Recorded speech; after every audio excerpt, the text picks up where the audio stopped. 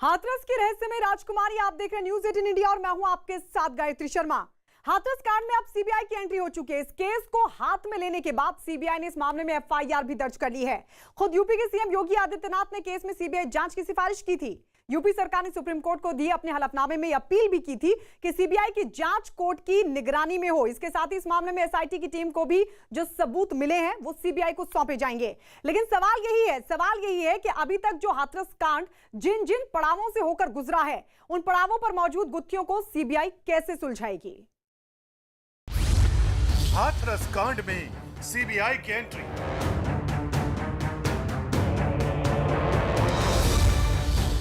CBI ने दर्ज की एफआईआर।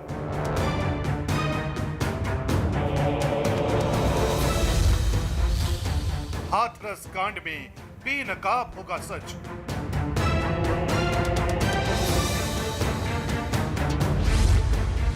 हर पहेली को हल करेगी सीबीआई।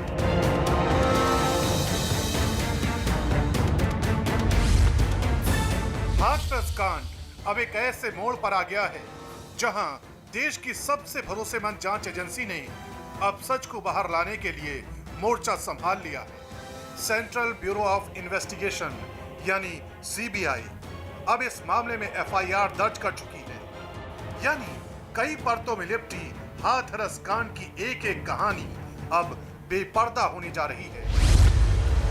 हाथरस कांड इस वक्त देश में चर्चा का सबब बना हुआ है। राजनीतिक पार्टियों की निगाह भी इस केस पर पल पल टिकी हुई है।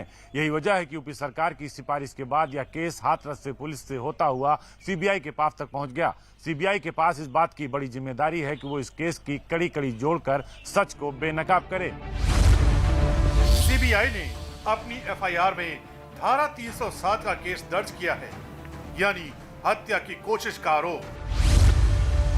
इसके अलावा सीबीआई ने 376D का भी केस दर्ज किया है, यानी आरोपियों पर गैंग रेप का केस भी दर्ज किया गया है। साथ ही सीबीआई ने धारा 302 का भी केस दर्ज किया है, जो हत्या के आरोप पर की जाती है।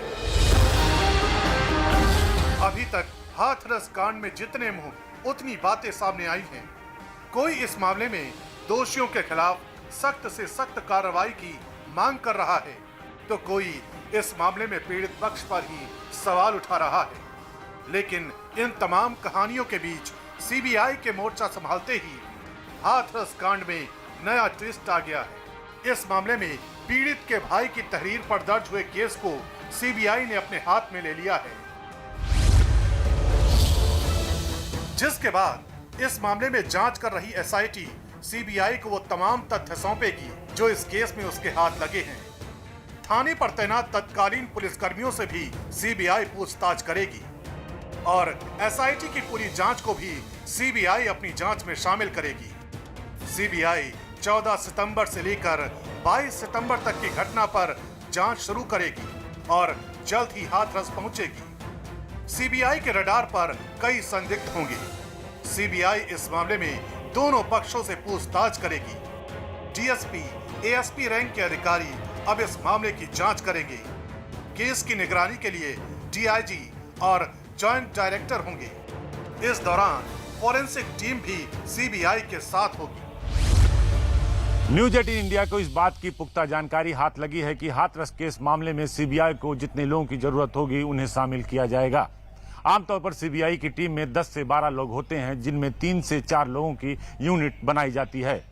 इस केस में भी दिल्ली और लखनऊ की स्पेशल ब्रांच और क्राइम ब्रांच के लोगों को शामिल किया जाएगा। इस टीम में उन्हें तैयार किया जा रहा है। यही वो टीम होगी जो हाथरस कांड में मौके पर जाएगी, क्राइम सीन का मुआयना करेगी, साथ ही सीन को रिक्रिएट करेगी और लोगों से पूछताछ करेगी।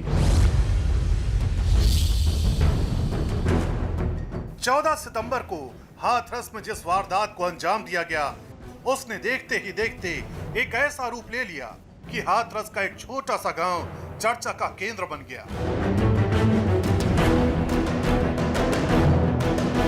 अपनी अपनी दलीलों के साथ सियासी पार्टियां इस मामले में लगातार राजनीतिक रोटियां सेक रही हैं। यही वजह है कि अब सीबीआई के सामने वो मौका आ गया है जब दूध का दूध और पानी का पानी किया जाएगा। अभी तक की खबरों के मुताबिक इस मामले में सीबीआई को कई सवालों के जवाब तलाशने हैं। न्यूज 18 इंडिया को मिली जानकारी के मुताबिक सीबीआई हाथरस कांड में 10 सवालों के इर्द गिर्द अपनी जांच को अंजाम दे सकती है। सीबीआई के सामने सबसे पहला सवाल यही होगा। सवाल नंबर 1, पीड़ित का गैंगरेप हुआ या नहीं। सवाल नंबर 2, पीड़ित से कितने लोगों ने दरिंदगी की। सवाल नंबर 3, पीड़ित का गला किसने घोटा। सवाल नंबर 4, पीड़ित के साथ उस वक्त कौन था। सवाल नंबर 5, क्राइम सीन पर उस समय क्या हुआ। सवाल नंबर 6, क्या पीड़ित के साथ पुलिस ने लापरवाही की। सवाल नंबर 7, क्या पीड़ित के बयानों में अंतर है। सवाल नंबर 8, क्या पीड़ित की मां के बयानों में अंतर है। सवाल नंबर 9, आरोपियों के परिवार के दावे कितने सही हैं। सवाल नंबर 10, पीड़ित के भाई के कॉल रिकॉर्ड का सच क्या है। कुछ ऐसे ही सवालों के जवाब हाथरस कांड की थ्योरी को सुलझा सकते हैं। उधर इस मामले में पीड़ित परिवार को किसी भी तरह का नुकसान ना हो, इसके लिए पीड़ित परिवार के घर पर लगातार पहरा लगा हुआ है। 24 घंटे परिवार की निगरानी की जा रही है। घर आने जाने वाले से लेकर गांव में एंट्री करने वाले हर एक शख्स पर सीसीटीवी से नजर रखी जा रही है। कोर्ट के आदेश के बाद कुल 8 सीसीटीवी कैमरे पीड़ित परिवार की हिफाजत के लिए लगाए गए हैं, जिनकी निगरानी खुद एएसआई रैंक के अधिकारी कर रहे हैं। इस वक्त मैं मौजूद हूं उस कंट्रोल रूम में जो कि पीड़ित परिवार के घर पर उत्तर प्रदेश पुलिस ने बनाया है और लगातार यहां पर जो उत्तर प्रदेश पुलिस के जो सीनियर अधिकारी अभी मौजूद रहते हैं, एएसआई रैंक के अधिकारी रहते हैं यहां पर, वो लगातार निगरानी करते हैं। पहली तस्वीर आप देखिए, यहां पर टोटल 8 कैमरे जो हैं इस पूरे गांव में, पीड़ित परिवार के गांव में और पीड़ित परिवार के घर के अंदर लगाया गया है। ये जो पहली तस्वीर आप देख सकते हैं, ये जो पहली तस्वीर है, ये पीड़ित परिवार के आंगन की तस्वीरें हैं। ये पीड़ित परिवार के घर की डिफरेंट लोकेशन से ये कैमरे से की ये तस्वीरें हैं। तो वहीं गांव में एंट्री जो हो रही है, कौन कौन से लोग गांव में एंट्री कर रहे हैं, उसकी ये तस्वीर आप देख सकते हैं। यहां भी सीसीटीवी कैमरे लगाए गए हैं। ये जो गैलरी है, ये पीड़ित परिवार के घर के सामने की गैलरी है, रास्ता है, यहां पर भी नजर रखे हुए हैं कि कौन कौन आ रहा है। तो इसी कैमरे में आप यहां भी देख सकते हैं कि उत्तर प्रदेश पुलिस के जवान यहां पर बैठे भी हैं। यहां पर जितनी भी तस्वीरें आपको सीसीटीवी कैमरे की दिख रही हैं, उसमें मैक्सिमम तस्वीरों में आप देख सकते हैं कि उत्तर प्रदेश पुलिस के जवान जो हैं वो आपको दिखेंगे। हाथरस पुलिस की जांच से शुरू हुआ ये मामला एक ऐसा सनसनीखेज केस बन चुका है जिसमें रहस्यों की कई परतें हैं। हर एक परत के नीचे दबे सवालों के जवाब ही सीबीआई को तलाशने हैं। यही वजह है कि तमाम राजनीतिक पार्टियों की नजर इस मामले पर बनी हुई है। वहां पर न्याय हुआ, हाथरस में अन्याय हुआ, दोनों की बराबरी की जा रही है। वहां पर क्रिमेशन हुआ, यहां पर सौहार्द के साथ, अदब के साथ, आदर के साथ देहावसान हुआ, उनका क्रियाकर्म किए गए। वहां पर जो विक्टिम्स हैं उनको घर की हिरासत में रखा गया कई दिनों के लिए। ये आपने करौली में देखा। वहां पर किसी व्यक्ति को, आपको मिला के, हमको मिला के 4 दिन तक आसपास नहीं जाने दिया। गाली गलौज की, धक्कम धुक्का दिया। एक दिन नहीं, हर राजनीतिक पार्टी, वरिष्ठ नेता, जर्नलिस्ट, सब लोग यहां हुआ। उत्तर प्रदेश के ऊर्जा मंत्री श्रीकांत शर्मा ने इस मामले में एक बार फिर यह साफ कर दिया कि न तो दोषियों को बख्शा जाएगा और न ही निर्दोषों को फंसाया जाएगा। इतना ही नहीं, उन्होंने कांग्रेस पर भी निशाना साधा। राजस्थान में जो घटना घटित हुई है उसमें सरकार ईमानदारी से काम करे। और मैं फिर कहूँगा आपसे कि कांग्रेस लोगों की लाशों पर राजनीति करती है। अब किसी और राज्य में घटना होती है तो प्रियंका जी और राहुल जी तुरंत पहुंच जाते हैं, गले लगाते हैं पीड़ितों को। लेकिन अगर राजस्थान में किसी पुजारी की हत्या हुई है तो वहाँ अभी तक राहुल जी नहीं गए, बहन प्रियंका भी नहीं गई, वहाँ किसी को गले भी नहीं लगाया। तो ये दोहरे मापदंड नहीं होने चाहिए। हमारा ये मानना है कि अगर इस तरह की कहीं भी अगर घटनाएं होती हैं, बहुत दुखद घटनाएं हैं, इसमें गहरी संवेदनाएं हम लोग प्रकट करते हैं और कानून अपना काम करे, राजनीति ना हो। फिलहाल हाथरस कांड की गुत्थी सुलझाने की जिम्मेदारी अब सीबीआई की है। देखना है कि सीबीआई इस बेहद सनसनीखेज मामले में तमाम पहेलियों को कैसे हल करती है, क्योंकि घटना को लगभग 1 महीना बीतने को है और हर कोई यही चाहता है कि जल्द से जल्द हाथरस कांड का सच लोगों के सामने आ सके।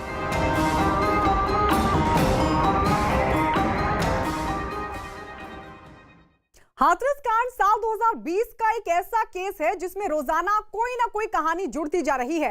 हाथरस कांड से जुड़ी एक ऐसी ही कहानी उस महिला की भी सामने आ रही है जिसके बारे में यह दावा किया जा रहा है कि वो पीड़ित परिवार को 6 दिन तक उकसाती रही। इस महिला के बारे में यह भी दावा किया जा रहा है कि घूंघट ओढ़कर इस महिला ने पीड़ित परिवार की तरफ से न सिर्फ बयान दिए बल्कि इस केस से छेड़छाड़ करने की भी कोशिश की और यही वजह है कि हाथरस कांड की इस रहस्यमयी राजकुमारी को लेकर भी अब जांच एजेंसियों के कान खड़े हो गए हैं। घूंघट की आड़ में हाथरस कांड की साजिश, जबलपुर की महिला का हाथरस कनेक्शन। हाथरस कांड को किसने दी साजिश की हवा?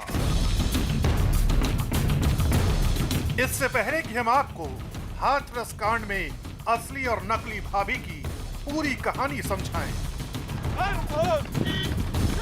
इन तस्वीरों को देखना जरूरी है।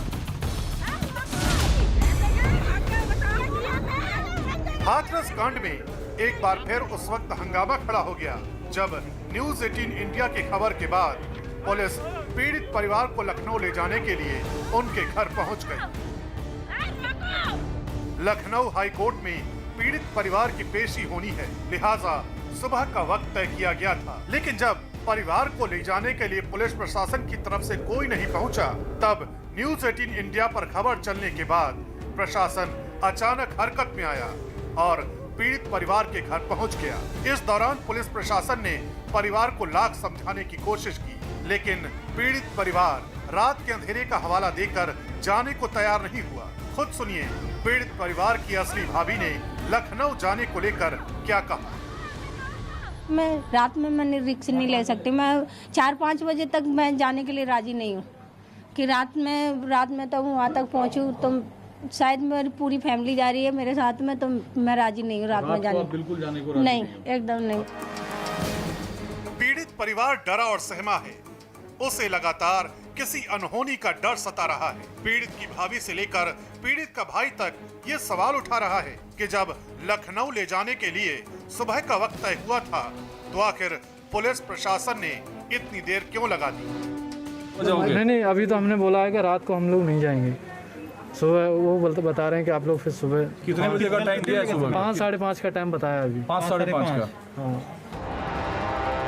हाथरस कांड की इस कहानी के बीच चौंकाने वाली खबर उस वक्त सामने आई जब एसआईटी को इस मामले में एक महिला के बारे में कुछ अहम सुराग हाथ लगे।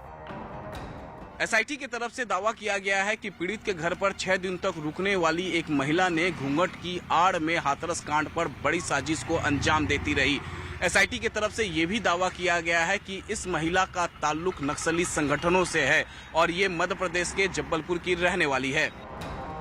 लेकिन हाथरस कांड में जब ये तमाम बातें सुर्खियों में आई, तब खुद जबलपुर की एक महिला डॉक्टर राजकुमारी बंसल सामने आई और उन्होंने इस पूरे मामले को लेकर अपनी सफाई दी। इतना ही नहीं, डॉक्टर राजकुमारी बंसल ने सीबीआई जांच को लेकर निष्पक्षता की उम्मीद भी जताई। मेरा तो मत यही है कि स्वतंत्र जांच हो, मतलब सीबीआई जांच कर रही है तो ऑफ कोर्स न्याय मिलने की उम्मीद थोड़ी बढ़ जाती है मेरे हिसाब से। तो जबलपुर की ही संदिग्ध महिला को लेकर इस बात के सवाल उठे कि उसी ने पीड़ित परिवार को नकली भाभी बनकर उकसाने की कोशिश की, लेकिन बकौल डॉक्टर राजकुमारी बंसल न तो उनका नकली भाभी जैसा किसी शब्द से कोई लेना देना है और न ही नक्सलियों से उनके तार जुड़े हैं। ये मैं मानती हूँ कि मैंने बहन बोला है, मैंने बेटी बोला है मैंने, लेकिन भाभी कभी भी नहीं बोला। चूँकि मैं वहाँ 1-2 दिन रही तो मेरा काफ़ी आत्मीयता का रिश्ता बन गया था और उन्होंने भी बोला कि बेटा आज से तुम हमारी बेटी हो और ज़िंदगी भर अब हम आना जाना करते रहेंगे। मैंने भी उनको अश्योर किया कि ये ना जब भी आप बुलाओगे तब भी मैं ज़रूरत पड़ेगी, मैं कभी भी आऊँगी, आपको हर तरीके से जैसी भी मदद चाहिए आप बेझिझक होकर आप बोलिएगा। ये मेरे लिए बहुत दुखद स्थिति है कि किस तरह से मुझे नक्सली बोला जा रहा है। मैं खुद नहीं जानती हूँ कि नक्सली होने की परिभाषा क्या है। अगर आप किसी के साथ में खड़े होते हैं, मदद के लिए आगे आते हैं या अन्याय और अत्याचार के खिलाफ बोलते हैं, आवाज़ बुलंद करते हैं, तो क्या आज की टाइम में हमारे संविधान कानून में ऐसा लिखा है कि आपको नक्सली घोषित कर दिया जाएगा? मैं बहुत आहत हूँ इस शब्द को सुन के। दरअसल एसआईटी के दावे के बाद ही डॉक्टर राजकुमारी बंसल सामने आई थी और उन्होंने साइबर सेल में शिकायत भी दर्ज करवाई थी। डॉक्टर राजकुमारी बंसल ने ये दावा किया कि वो जिस कॉलेज में पढ़ाती हैं, वहां से छुट्टी लेकर हाथरस पीड़ित परिवार के पास गई थी और वहां 2 दिन रुकी थी। लेकिन यहीं से कुछ बेहद अहम सवाल उठने लगते हैं। सवाल नंबर 1, महिला डॉक्टर पीड़ित परिवार के घर इतने दिन तक क्यों रुकी? सवाल नंबर 2, क्या महिला डॉक्टर ने खुद को पीड़ित परिवार का रिश्तेदार नहीं बताया? सवाल नंबर 3, महिला डॉक्टर की पीड़ित परिवार से रिश्तेदारी नहीं तो छुट्टी लेकर क्यों गई? सवाल नंबर 4, क्या हाथरस आने का मकसद सिर्फ परिवार की मदद करना था? सवाल नंबर 5, क्या महिला डॉक्टर का छुट्टी लेकर हाथरस आने का मकसद कुछ और था? सवाल नंबर 6, क्या परिवार की मदद का असली मकसद कुछ और है? डॉक्टर राजकुमारी बंसल को लेकर सवाल सिर्फ यही नहीं है, कुछ सवाल इसलिए भी हैं क्योंकि अगर वो हाथरस गईं, तो आखिर उन्होंने कॉलेज प्रशासन को छुट्टी लेने की पूरी वजह क्यों नहीं बताई? यही वजह है कि अब राजकुमारी बंसल को कारण बताओ नोटिस भी दिया जाएगा। ऐसा इसलिए क्योंकि न तो उन्होंने छुट्टियों का ब्यौरा ही बताया और न ही सरकारी संस्थान में नौकरी करते हुए किसी सामाजिक आंदोलन से जुड़ने को सही माना गया। इस प्रकार की कोई जानकारी और हमें मिलती है कि वो वहाँ गई थी, लिखित मिलता है तो डेफिनेटली उसको शो का नोटिस दिया जाएगा और नियमानुसार उनके विरुद्ध कार्रवाई की जाएगी। इस तरह के डेमोन्स्ट्रेशन में एक पब्लिक सर्वेंट शामिल हो सकता है? बिल्कुल भी नहीं हो सकता, उनको इस प्रकार की अनुमति नहीं है। सर, क्या कदाचरण का यदि इस प्रकार का सामने आता है, लिखित में आता है, तो हम उस पर कार्रवाई करेंगे। यूपी पुलिस, एसआईटी, ईडी और अब सीबीआई के हाथों में हाथरस का ये केस पहुंच चुका है। लेकिन असली और नकली भाभी से जुड़ा ये मामला उस वक्त सामने आया जब एसआईटी ने कॉल डिटेल को खंगालना शुरू किया। कॉल डिटेल में एसआईटी को इस बात का पता चला कि घटना के 2 दिन बाद ही जबलपुर की एक महिला हाथरस पहुंच गई और उसने पूरे 6 दिन तक पीड़ित परिवार को उकसाने का काम किया।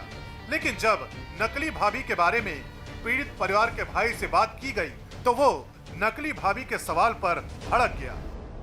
आरोप लग रहा है आप लोग के परिवार पे कि 16 तारीख से 22 तारीख तक एसआईटी के हवाले से लग रहा है कि एक महिला जो कि मध्य प्रदेश के जबलपुर की रहने वाली थी वो पहुंची है और वो आप लोगों को साथ थी, वो आप लोगों को भड़का रही थी, तभी आप लोग लगातार 16, 19, 21। जी नहीं, ये गलत बात है, ये गलत बात है, ये झूठ बोला गया है और ऐसा कुछ नहीं है। हाथरस कांड में पीड़ित परिवार से लेकर आरोपियों के परिवार के बयान लिए जा चुके हैं। इतना ही नहीं, गांव के कई लोगों से भी एसआईटी इस मामले में पूछताछ कर चुकी है। इस दौरान कभी मामले में पीएफआई की फंडिंग का एंगल सामने आया तो कभी भीम आर्मी के कनेक्शन ने मामले को सनसनीखेज बना दिया। लेकिन अब इस मामले में नकली भाभी से लेकर नक्सल कनेक्शन की खबरें भी आ रही। यही वजह है कि हाथरस कांड को अपने हाथ में लेने वाली सीबीआई कब तक सच की गहराई तक पहुंच पाएगी, ये अपने आप में एक अहम सवाल है।